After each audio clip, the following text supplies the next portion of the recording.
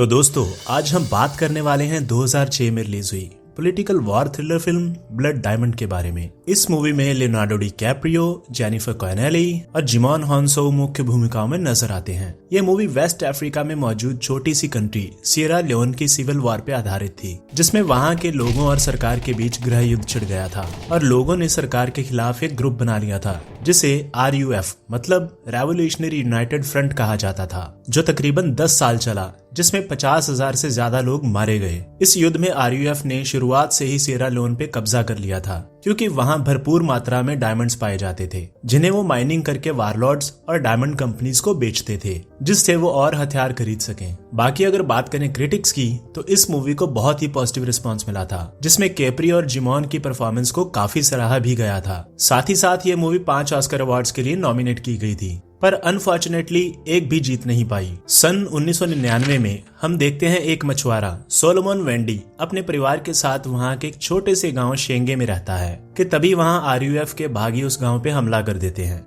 जिसमें कुछ लोग मारे जाते हैं और कुछ को बंदी बना लिया जाता है, जिनमें से कमजोर लोगों के हाथ काट दिए जाते हैं ताकि वो आने वाले इलेक्शंस में अपना वोट ना दे सकें, और तंदुरुस्त लोगों को अपने साथ डायमंड्स की माइनिंग के लिए ले जाते हैं। अब यहाँ सोलोमन वेंडी का परिवार भाग जाने में सफल हो जाता है, पर वो पकड़ा जाता है और उसे भी डायमंड्स की माइनिंग के लिए साइट पे ले जाया जाता है, जहां वो हीरो को मिट्टी से खोद कर निकालते हैं, और अगर कोई उनको चुराने की कोशिश करता तो उसे अपनी जान से हाथ धोना पड़ता था, क्योंकि कैप्टन पॉइजन की नजर हमेशा उन पे रहती। उधर दूसरी तरफ हम देखते हैं डैनी आर्चर को, जो एक सोल्जर है जो कर्नल कोएट्जी के लिए काम करता था, जिसका काम होता था RUF को हथियार सप्लाई करना और उनसे हीरे लेकर कर्नल कोएट्जी को देना, जिसे वो आगे साउथ अफ्रीकन डायमंड कंपनी के एग्जीक्यूटिव वैन डी कैप को बेच देता था, जो इन इलीगल डायमंड्स को मार्केट में लीगल बनाकर बेचता था। अब इसी सिलसिले में वो RUF के कमांडर जीरो से मिलने आता है और उसे हथियार सप्लाई करके उससे हीरे लेता है, पर उन्हें स्मगल करते समय वो लाइबेरिया में पकड़ा जाता है, जिससे हीरे जब्त करके उसे जेल में डाल दिया जाता है। इधर सोलोमन वेंडी को काम करते समय एक बहुत बड़ा हीरा मिलता है जो गुलाबी रंग का था। उसे अंदाजा होता है कि उसकी कीमत अरबों डॉलर्स में हो सकती थी। अब उसे पता था कि इसे छुपाने के जुर्म में उसे अपनी जान से हाथ धोना पड़ सकता है, पर फिर भी वो डरता हुआ बाथरूम करने के बहाने उसे छुपाने चला जाता है, क्योंकि ये उसकी जिंदगी बना सकता था। पर कैप्टन पॉइजन को उस पर शक होता है और वो उसके पीछे जाता है और वो उसे हीरा छुपाते हुए देख लेता है, पर इससे पहले वो इसके बारे में कुछ कर पाता, मिलिट्री वाले उसके अड्डे पर हमला कर देते हैं, जिसमें उसके बहुत सारे साथी मारे जाते हैं और कैप्टन जख्मी हो जाता है और उसकी एक आंख फूट जाती है। बाकी बचे लोगों को अरेस्ट करके जेल में डाल दिया जाता है, पर पकड़े जाने से पहले सोलोमन वो हीरा वही मिट्टी में दबा देता है। जेल में कैप्टन पॉइजन उसे देखकर उससे हीरे के बारे में पूछता है, पर सोलोमन उसकी किसी भी बात से इनकार कर देता है और कहता है कि मुझे नहीं पता तुम किस बारे में बात कर रहे हो। अब चूंकि डैनी भी इसी जेल में कैद था, तो वो दोनों की बातें सुन लेता है, तो उसके मन में भी कहीं ना कहीं ये बात बैठ जाती है कि शायद इसके पास वो हीरा हो सकता है। तो उसकी मदद करने के बहाने वो खुद को और सोलोमन को वहां से आजाद करवाता है।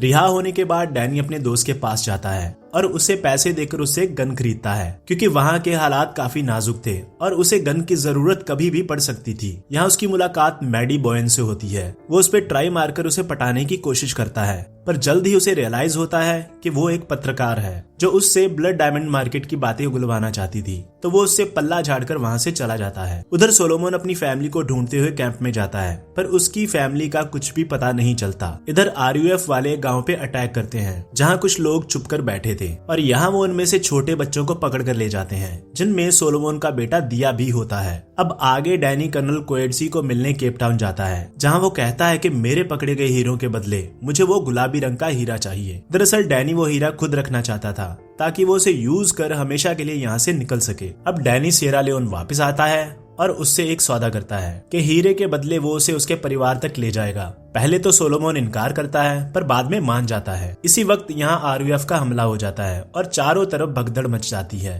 तो दोनों बचते बचाते एक घर में छुपते हैं, जहाँ पहले से काफी लोग छुपे थे। यहाँ वो रात होने का वेट करते हैं और फिर चुपके से वहाँ से निकल जाते हैं। अगले दिन डैनी और सोलोमन एक शिविर कैंप में जाते हैं, जहाँ वो मैडी बॉयन से मिलते हैं। यहाँ डैनी उसे सोलोमन की मदद करने को कहता है, ताकि वो अपने परिवार से मिल सके। पहले तो वो मना करती है, पर बाद में एक शर्त पे मान जाती है कि बदले में वो उसे ब्लड डायमंड की ब्लैक मार्केट के बारे में इन्फॉर्मेशन देगा, जिसपे वो हाँ कर देता है। अब आगे वो एक रिफ्यूजी कैंप में जाते हैं, जहाँ 10 लाख लोग बेघर हो चुके थे। उस कैंप में सोलोमन अपनी फैमिली से मिलता है और काफी खुश होता है, पर वहाँ उसका बेटा दिया नहीं होता।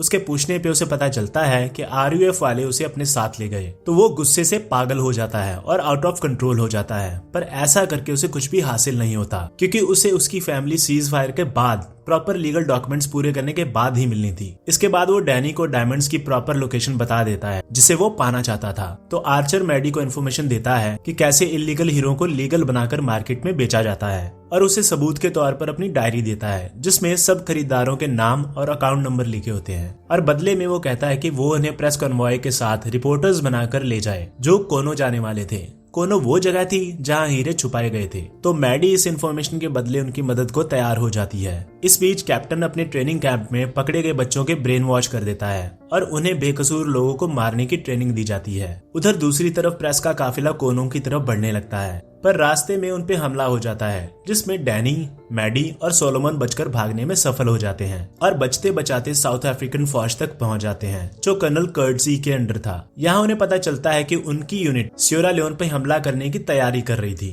ताकि वो इलाका बागियों से आजाद करवा सके।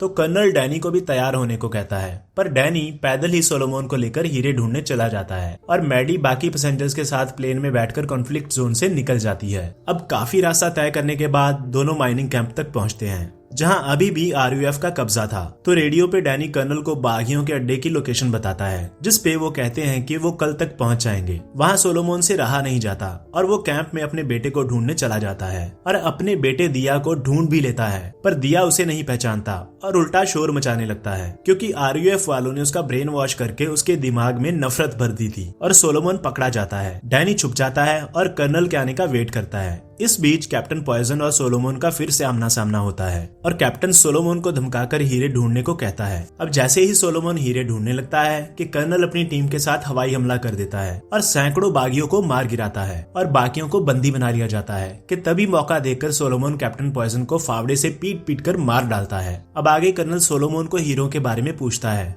पर वो मना कर देता है, जिसपे डैनी उससे उगलवाने के लिए उसके बेटे दिया के बारे में बता देता है। तो मजबूरी में सोलोमन ना चाहते हुए भी मान जाता है और कर्नल अपने कुछ साथियों को लेकर उस लोकेशन पे जाता है। पर ये उन दोनों की चाल होती है और मौका पाकर वो कर्नल और उसके साथियों पे हमला कर देते हैं जिसमें कर्नल और उसके बाकी साथी मारे जाते हैं। पर इस बीच डैनी को भी गोली लग जाती है और उसका काफी खून बहने लगता है। सोलोमन को हीरा मिल जाता है, पर यहाँ सिचुएशन टेंस हो जाती है क्योंकि सोलोमन का बेटा दिया डैनी पे बंदूक तान देता है। अब काफी समझाने के बाद दिया को पुरानी बातें याद आ जाती हैं, पर तब तक कर्नल के आदमी उनके नजदीक पहुंच जाते हैं और उन पे गोलियां बरसाने लगते हैं। वो उनसे बचते बचाते दूर एक चट्टान तक पहुंचने की कोशिश करते हैं जहां डैनी अपने पायलट को आने के लिए कहता है, पर वहां पहुंचने तक डैनी का काफी खून बह जाता है जिससे उसकी हालत काफी खराब हो जाती है। उसे लगता है कि अब वो सरवाइव नहीं कर पाएगा, तो वो एक जगह रुककर वो हीरा सोलोमन को वापस दे देता है और उन्हें वहां से जाने के लिए कहता है और कहता है कि यहाँ से निकलने के बाद वो मैडी से कांटेक्ट करे,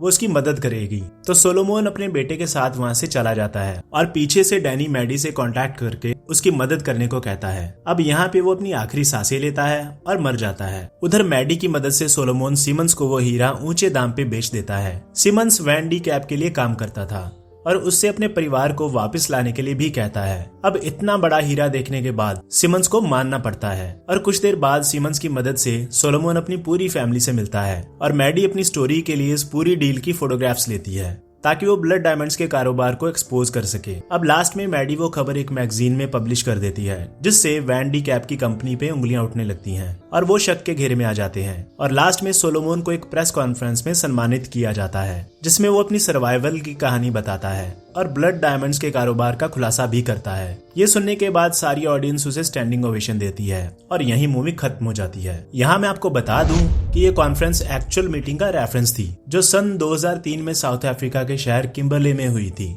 इस मीटिंग का एजेंडा ब्लड डायमंड्स के इलीगल ट्रेडिंग यानी निर्यात को रोकना था, जिसमें Kimberley scheme process certification scheme को लागू किया गया था, जिसके तहत 40 देशों ने इस संधि पे साइन किया था। पर उसके बावजूद आज भी साउथ अफ्रीका के कुछ शहरों में इलीगल हीरो की ट्रेडिंग पूरे जोरों से चलती है। तो इसी के साथ आज की वीडियो रैप करते हैं। अगर आप भी कैप्रियो के फैन हैं और किसी मूवी की एक्सप्लेनेशन चाहते हैं तो मुझे सजेस्ट कर सकते हैं। मैं रैंडमली किसी सब्सक्राइबर की सजेस्ट की हुई मूवी एक्सप्लेन करूंगा और उसका कमेंट भी पिन करूंगा। अगर ये वीडियो अच्छी लगी तो इसे लाइक करें, शेयर करें और आने वाली वीडियोस के लिए सब्सक्राइब करें। अगर इस वीडियो पे 1000 लाइक आए तो आप में से एक रैंडम सब्सक्राइबर जीत सकता है 1000 रुपए का सरप्राइज गिफ्ट, पर ये उसी को मिलेगा जिसने चैनल को सब्सक्राइब किया होगा।